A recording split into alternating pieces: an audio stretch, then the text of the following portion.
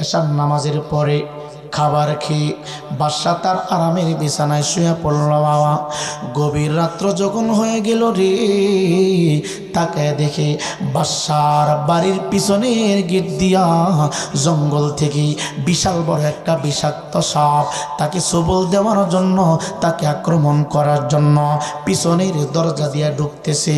বাদশা ঘুমের ভিতরে স্বপ্নে দেখে সাপ তাকে ধ্বংস করার জন্য, সাপ তাকে গ্রাস করার জন্য, আক্রমণ করার জন্য পাহাড় থেকে বেয়ে বেয়ে তার হুজরার দিকে নামতেছে, হুজরার দিকে আসতেছে। বাচ্চা এবার মনে মনে চিন্তা করে, আমি যদি বিছানার উপরে শুয়ে থাকি, এই সাপ আমাকে গ্রাস করবে, এই সাপ আমাকে ধ্বংস করে দিবে। আর এই সাপের বিষাক্ত বিষ যদি আমার দেহের ভিতরে ঢুকিয়ে দেয়, আমি আর একটা সেকেন্ডও দুনিয়াতে থাকতে পারবো না, চলে যেতে হবে।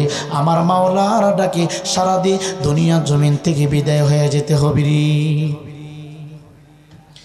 বাদশা কি করলেন? নিজের জীবনটাকে হেফাজত করার জন্য, নিজেকে বাঁচানোর জন্য, নিজেকে রক্ষা করার জন্য বাবা ঘুমের ভিতরে উনি দেখতেছে দরজাটা খুলিয়া উনি দৌড়াচ্ছে নিজের জীবন হেফাজত করার জন্য। একটু জোরে বলেন না, বিপদে আপদে হেফাজত করেন কে? জোরে বলেন না কে? বাদশা দৌড়াই বিষাক্ত সাপের সবল থেকে নিজের জিন্দেগিটাকে রক্ষা করার জন্য, নিজের আত্মাটাকে বাঁচানোর জন্য। হে যুবক ভাই, আল্লাহ যদি তোমাকে বাঁচাই তুমি বাঁচতে পারবা, আর আল্লাহ যদি দুনিয়ার জমিন থেকে উঠায় নিয়ে যায় রে বাবা, পৃথিবীর কোনো মানুষ তোমাকে ধরে রাখতে পারবে না। বাদশা রাস্তা দিয়ে দৌড়ায়, ডান দিকে মানুষ প্রশ্ন করে, বাম দিকে মানুষ প্রশ্ন করে, আপনি এত বড় বাদশা, আপনি এত বড় ক্ষমতাবান, আপনি দৌড়ান কেন? কারণ কি, বিষয়টা কি? বাদশা ডাক দিয়া কয়, আমি কেন দৌড়াই তোমাদের কাছে বলার মতো সুযোগ নাই। বাদশা তাকায় দেখে উনি সামনের দিকে কদম বাড়াই রে বাবা, আর বিষাক্ত সাপটা তার পিছনে পিছনে দাওয়া করতেছে, দাওয়া করতেছে। একটু গেলে তাকে খেয়ে ফেলবে, একটু গেলে বিষাক্ত দাঁতগুলো তার দেহের ভিতরে ঢুকাই দিবে। বাদশা ডাক দেয়া কয়, জগতের মানুষ, মানুষের মৃত্যু বেশি দূরে না রে, মানুষের মৃত্যুটা পলকের ভিতরে হয়ে যায়। দুইটা চোখের পাতি একত্রিত করতে যতটুকু সময় লাগে রে বাবা, তার চাইতে আর কম সময়ের ভিতরে আজরাইল আলাইহিস সালাতু ওয়াস সালাম আমাকে আপনাকে গ্রেফতার করে দুনিয়ার জমিন থেকে উঠায় নেবে। বাদশা ডাক দেবারে বিষাক্ত সাপের সবল থেকে নিজের জীবনটাকে হেফাজত করার জন্য আমি একটা উঁচু গাছের ডাইলে আমি আশ্রয় নিলাম। যে মাত্র গাছের উপর আমি বসলাম, গাছের উপরে বসার সাথে সাথে আমি তাকায় দেখি রে,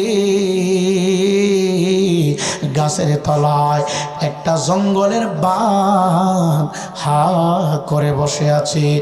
ডান দিকে বাম দিকে দুইটা বিশাল বড় বড় গর্ত দেখা যায়। একটা গর্তের ভিতরে ফুলের বাগানের মতো দেখা যায়, আর একটা গর্তের ভিতরে ইটের বাটার মতো আগুন দাও দাও করে উপরের দিকে জ্বলছে। হঠাৎ করে আমি তাকে দেখলাম গর্তের পাশে কালো বরণের একটা ইঁদুর। আমি যাই গাছটার উপরে বসা, গাছের শিকড় তার ধারালো সামনের দুইটা দাঁত দিয়া আস্তে আস্তে টুকটুক করে গাছের গোড়া কাটতেছে কাটতেছে। কালো ইঁদুরটা যখন গাছের গোড়া কাটতে শুরু করলো, শিকড়গুলো যখন কাটতে শুরু করলো, আমার অন্তরে ভয় চলে আসে।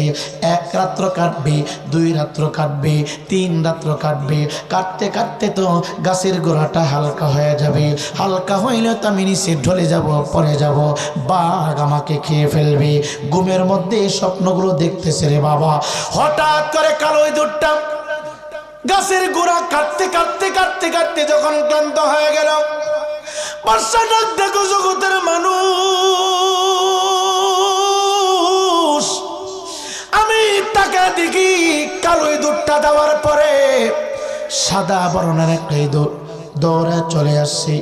আমি যে গাছটার উপরে বসা, এই গাছের গোড়াগুলো কাটতেছি, আমার অন্তরে আর ভয় বেশি চলে আসলো।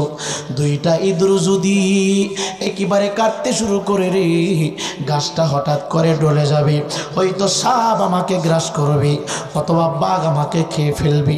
আমার তো বিপদের কোনো সীমানা নাই। ডান দিকে বাঁচানেও না নাই, বাম দিকেও নাই, সামনেও নাই, পিছনেও নাই। হঠাৎ করে তাকায় দেখি রে বাবা, গাছের উপরে একটা মধুর চাক থেকে টপ টপ করে মধুর ফুটাগুলো নিচের দিকে নামতেছে। বাদশা এত কিছু বিপদের ভিতরে থাইকা, এত বিপদের সম্মুখীন হওয়ার পরেও মধুর লোক বলতে পারে নাই। এবার মধু চাটতে শুরু করেছে। যেই মাত্র মধু জিব্বার ভিতরে লাগলো রে, হঠাৎ করে তার ঘুমটা ভেঙে গেছে, গভীর রজনীতে তার ঘুম ভেঙে গেল। ঘুম ভাঙ্গার পরে তাকায় দেখে উনি বাহিরে না, উনি রাস্তায় না, গাছের উপরে না, উনি ওনার নরম বিছানার উপরে শুয়ে আছে রে বাবা। ডান দিকে তাকায় দেখি কোনো মানুষ নাই, বাম দিকে তাকায় দেখি কোনো মানুষ নাই, সামনে তাকায় দেখি কোনো মানুষ নাই, পিছনে তাকায় দেখি কোনো মানুষ নাই। বাদশা বড় টেনশন যুক্ত হয়ে গেল। বাদশার মিমুরিতে টেনশন চলে আসলো। হাইরে আমি স্বপ্ন কি দেখলাম, একটা সাপ আমাকে গ্রাস করার জন্য চলে আসছি। আমি দৌড়ে গাছের ডালে বসলাম। গাছের গোলা কারো বলে ইঁদুরের কাটে, সারা বরণে ইঁদুর কাটে। একটা গর্তের ভিতর থেকে ফুলের সুবাস বাহির হয়, আর একটা গর্তের ভিতর থেকে রে আগুন দাও দাও করে উপর দিকে উঠতেছে। আমি এগুলো কি দেখলাম, ব্যাখ্যা কে বলবে, আমার ব্যাখ্যা কে শোনাইবে? কেউ নাই। বাদশার ঘুম যায় না, তার চোখের মধ্যে কোনো ঘুম আসে না রে বাবা। খাবার খাইতে যায়, খাবার ভিতরে যায় না, আর বিবির সাথে কথা বলে না, সন্তানের সাথে কথা বলে না। ওনার ভিতরে মৃত্যুর যন্ত্রণা শুরু হয়ে গেছে, মৃত্যুর চিন্তা শুরু হয়ে গেছে। চিৎকার দেখি আল্লাহু আকবার বলা যাবে না। এ যুবক ভাই, সকাল বেলা ঘুম থেকে উঠিয়া এলাকার সমস্ত আলেম ওলামা, জ্ঞানী গুণী মানুষগুলোকে জাগ্রত করে তার মহল্লার ভিতরে ডাক দিলেন, তার খানকাতে, তার দরবারে যাওয়ার জন্য ডাকলেন। হাজার হাজার মানুষ তার বাড়িতে উপস্থিত হয়েছে। বাদশা হাজার মানুষের সামনে দাঁড়াইয়া চোখ থেকে পানিগুলো সেরে সেরে কান্দি।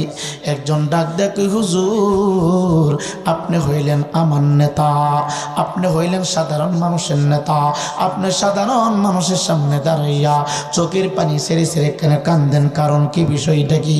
ডাক দিয়া বলে, গত রাত্রে আমি আমার একটা স্বপ্ন দেখলাম। স্বপ্নের ব্যাখ্যা, স্বপ্নের বিশ্লেষণ যতক্ষণ পর্যন্ত তোমরা না বলতে পারবা। গাছের উপরে গিয়ে বসলাম, হঠাৎ করে দেখি গাছের গোড়াটা কালো বরণের ইঁদুরে কাটতেছে। কালো বরণের ইঁদুর যখন চলে যায়, আবার সাদা বরণের ইঁদুর গাছের গোড়া কাটে। হঠাৎ করে তাকায় দেখি ডান দিকে একটা মাটির গর্ত দেখা যায়।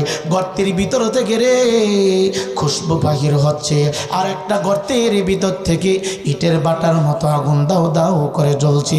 উপরে আমি তাকায় দেখি একটা মধুর চাক দেখা যায়, টপ টপ করে মধুগুলো নিচের দিকে নামতেছে। স্বপ্নের ব্যাখ্যা কি, তাবির কি, যতক্ষণ পর্যন্ত তোমরা না বলবা ততক্ষণ পর্যন্ত আমি আর বাদশাহী চাই না, আমি দুনিয়া চাই না, আমি আর কোনো কিছুই চাই না। আমি স্ত্রী পুত্র ছেলেমেয়ে সব কিছু ত্যাগ করে দিব, শুধু ব্যাখ্যাটা যতক্ষণ পর্যন্ত না বলবা। একটা পাগলা দাঁড়ায় কয়, হুজুর আপনার স্বপ্নের ব্যাখ্যা বড় ভয়ানক, স্বপ্নের ব্যাখ্যা বড় কঠিন। কি স্বপ্নের ব্যাখ্যা? বাদশা ডাক দেয়া কই, তাড়াতাড়ি বলো, যতক্ষণ পর্যন্ত না শুনবরি ততক্ষণ পর্যন্ত আমার অন্তরে কোনো শান্তি আসবে না। চিৎকার দেখি আল্লাহু আকবার বলা যাবে না। ডাক দে বলে, হুজুর স্বপ্নের ব্যাখ্যা হলো এমন, আপনার স্বপ্নের ব্যাখ্যা হলো এমন, আপনাকে ধ্বংস করে দেওয়ার জন্য, আপনাকে কামড় দেওয়ার জন্য আপনার ঘরের পিছনের দরজা দিয়া যে বিষাক্ত সাপটা আপনি ঢুকতে দেখেছেন, আপনি সাপের বই ঘর থেকে বাহির হয়ে গেছেন। এটা দুনিয়ার কোনো সাপ না, দুনিয়ার কোনো সাধারণ সাপ না। এটা এমন সাপ যাকে কামড় দেই এই ব্যক্তি আর দুনিয়াতে থাকে না, যারে প্যাস মারে রে দুনিয়াতে আর থাকতে পারে না। উনি হলো গো মালাকুল মউত আজরাইল। হে যুবক ভাই, সব সময় মনে রাখবেন, মাওলা আলী কাররামাল্লাহু ওয়াজহাহু বলেন, প্রত্যেকটা মানুষের দিকে দৈনিক 100 বার মালাকুল মউত তাকায়। আমি রায়পুরীকে প্রতিদিন 100 বার মালাকুল মউত দেখে, আপনাকে দেখে, আপনার মাকে দেখে রে বাবা, প্রত্যেকটা দিন মালাকুল মউত আজরাইল আপনার চেহারার দিকে 100 বার তাকায়, 100 বার তাকায়। শুধু আমার মাওলার হুকুম বাকি রে, আমার মাওলা যেদিন হুকুম দিবে আর তাকাবে না, আপনাকে গ্রেফতার করে অন্ধকার কবরে ঢুকায় দিবে। ঢাকা দিয়ে কই হুজুর, সাপের সবল থেকে বাঁচার জন্য, নিজেকে হেফাজত করার জন্য ধরে যে গাছটার উপরে বসলেন, এটা দুনিয়ার কোনো সাধারণ গাছ না, এটা হলো আপনার হায়াত নামক গাছ। আপনি হায়াত নামক গাছকে জড়াইয়া ধরলেন। আপনি যে কালো বরণের ইঁদুরটা দেখলেন, এটা দুনিয়ার কোনো সাধারণ ইঁদুর না, এটা হইল একটা রাত। ইঁদুর কাটলে যেমন গাছের গোড়া হালকা হয়, শিকড় যেমন হালকা হয়ে যায়, একটা রাত তেমনি চলে গেলে মানুষের আমলনামা থেকে একটা রাত হালকা হয়ে যায় রে। টাকা দিয়ে কই হুজুর, কালো বরণ ইঁদুর গাছের শিকড় কাটলে যেমন গাছটা হালকা হয়ে যায়, একটা রাত চলে গেলে মানুষের আমলনামা থেকে, জিন্দিগি থেকে একটা রাত হালকা হয়ে যায়। ডাক দেয় কই হুজুর, কালো ইঁদুর যাওয়ার পরে আপনি যে সাদা ইঁদুরটা দেখেছেন, এটা দুনিয়ার কোনো সাধারণ ইঁদুর না, এটা হলো একটা দিন। দিন যখন চলে যায় মানুষের আমলনামা থেকে হায়াত কমে যায়, হালকা হয়ে যায়। হুজুর, দিন আর রাত্রে সাদা এবং কালো ইঁদুর কাটলে যেমন গাছের গোড়া হালকা হয়, দিন রাত চলে গেলে মানুষের আমলনামা থেকে হায়াত কমে যায়, হায়াত কমে যায়। ডাক দেয় কই হুজুর, আজরাইল হাত থেকে বাঁচার জন্য হায়াত নামক গাছের উপরে আপনি বসলেন। হুজুর গো, আপনার জিন্দেগি থেকে হায়াত কিন্তু কমতেছে, কমতেছে। ডাক দে বলে হুজুর, আমি মুরাকাবা মুশাহাদা করে দেখেছি, আপনার কবরের জিন্দেগি বেশি ভালো না, আপনার কবরের জাহান্নামের আগুন দাও দাও করে জ্বলে, আপনার কবরের অবস্থা বেশি ভালো হবে না। হুজুর, এখনো সময় আছে, আপনি মাওলার দরবারে তওবা করেন, কান্নাকাটি করেন, হয়তো চোখের পানির বরকত দিয়া, কান্নাকাটির বরকতে আমার আল্লাহ আপনাকে বেগুনাহ মাসুম বানিয়ে দিবে। চিৎকার দিয়া কি আল্লাহু আকবার বলা যাবে না? এই জন্য যুব সমাজ, যারা যেখান থেকে আমার কথাগুলো শুনছেন, দেন পা 2 টাকায় দেন রে বাবা, সময় চলে যাচ্ছে, হায়াত কিন্তু কমতেছে রে বাবা। আল্লাহর কসম কইরা বলি, যুবক ভাই, মানুষ অসুস্থ হইলে ডাক্তারের কাছে নেই, ডাক্তার চিকিৎসা করলে রে বাবা মানুষটা সুস্থ হয়ে যায়। যেই ডাক্তারের কাছে 10 বছর 15 বছর চিকিৎসা করলেন, ডাক্তারের কাছে যদি যান, ও ডাক্তার সাহেব, আমি গাবতলী বাস স্ট্যান্ড 2টা দোকান আছে, ঢাকা আমার বাড়ি আছে, বিদেশে আমার বাড়ি আছে, সমস্ত সম্পদ আপনার নামে ওয়াকফ করে দিলাম, শুধু আমার জন্য একটা দিন হায়াত বাড়ায় দেন। ডাক্তার বলবে না না, বাংলাদেশটা কেন রে, গোটা পৃথিবী যদি আমার নামে লিখে দাও, আমি 1 ঘন্টা কেন রে, 1 মিনিট হায়াত বাড়াইতে পারবো না। বাংলাদেশের ডাক্তার ফেল, আপনি চলে গেলেন সিঙ্গাপুরে, সিঙ্গাপুর যাইয়া যদি বলেন আমি বাংলাদেশ থেকে আসছি, আমার জন্য 2 মিনিট হায়াত বাড়াইয়া দিবেন, ডাক্তার বলবে না না না না, 2 মিনিট কেন রে, 1 সেকেন্ড বাড়াইতে পারবো না। এই ইমানদার মুসলমান যুবক, বাংলাদেশ কেন, পাকিস্তান কেন, ইন্ডিয়া কেন, গোটা পৃথিবীর সমস্ত ডাক্তার কবিরাজ একত্রিত করিয়া যদি বলে শুধু একটা দিন হায়াত বাড়ায় দিবা, একটা রাত হায়াত বাড়া দিবা, প্রয়োজনে যত সম্পদ আমি অর্জন করেছি তোমাকে দিব, যত অ্যাকাউন্টে টাকা আছে আমি তোমাকে দিব, গাড়ি বাড়ি সব কিছু দিব। ডাক্তার বলবে আমি পড়াশোনা করেছি, কিভাবে চিকিৎসা করব এই পদ্ধতি আমি শিখেছি, কিন্তু হায়াত বাড়ানোর পদ্ধতি আমার কাছে না। একটু আওয়াজ দিয়ে বলেন হায়াতের মালিক কি? জুড়ে বলেন নাকি? এই পৃথিবী যেমনি আছে তেমনি পরে রবে,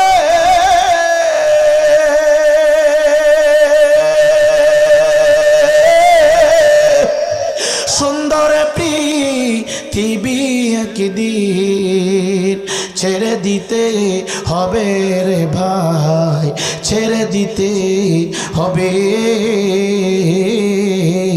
তোমারই দু চোখ রবে একদিন মহাগুমের মাঝে,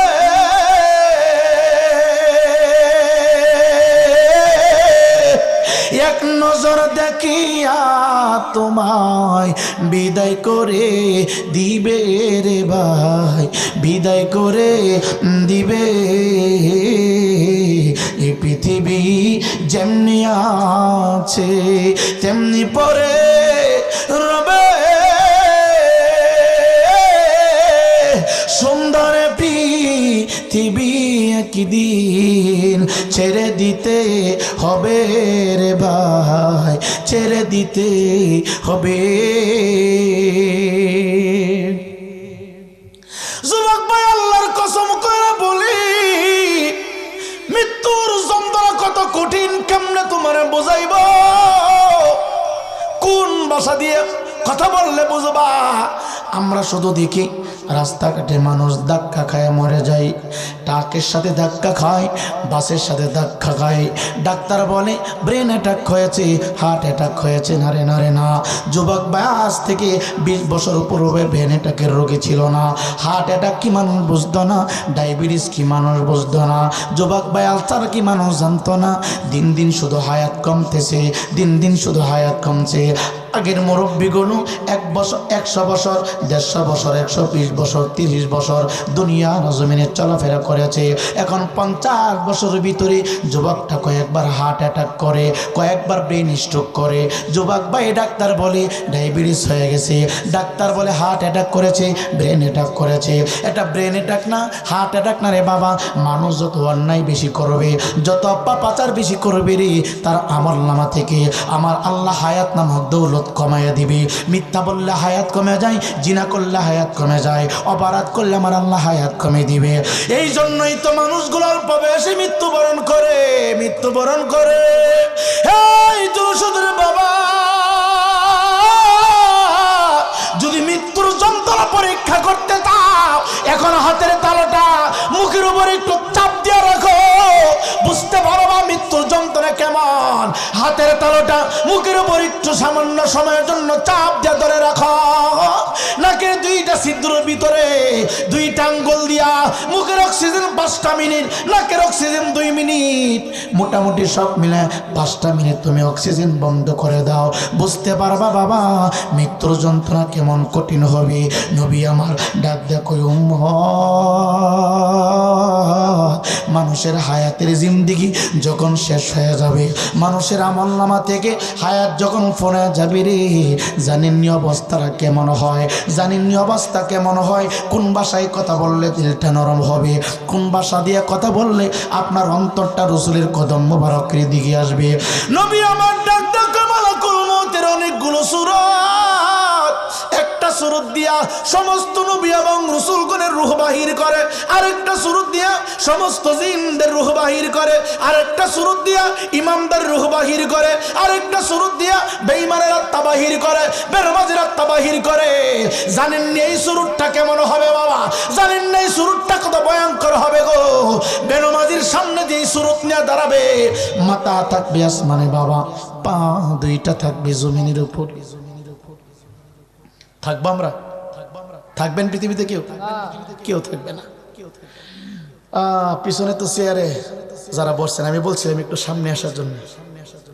আসবেন না বাবা, একটু আমার যদি কোন আমি এনে নাম মস করব, অসুবিধা নেই, অসুবিধা নেই, আসেন বাবা, একটু এখানে বসলে বুঝবো যে কয়েকজন আছে, ওয়াজ করতে একটু ভালো লাগবে।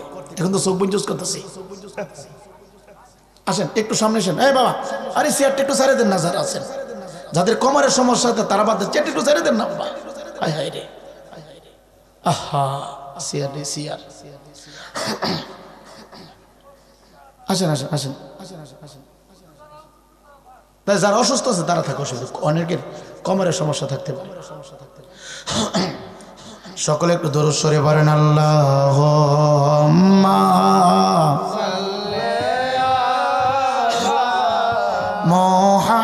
মুহাম্মদ ওয়া আলা আলি মুহাম্মদ বলো ওয়া আলা আলি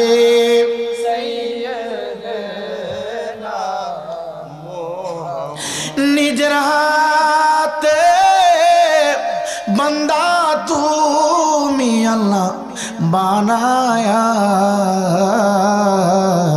কেমনে দিবা জাহান্নামে ফালায়া, কেমনে দিবা জাহান্নামে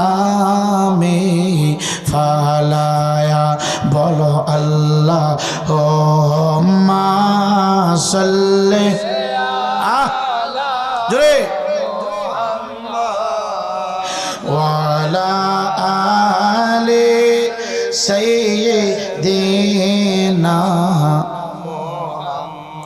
আইসো একা যাইবা একা বাবা কবরে, একা একা থাকবা তুমি কবরে বাবা, একা একা থাকবা তুমি কবরে।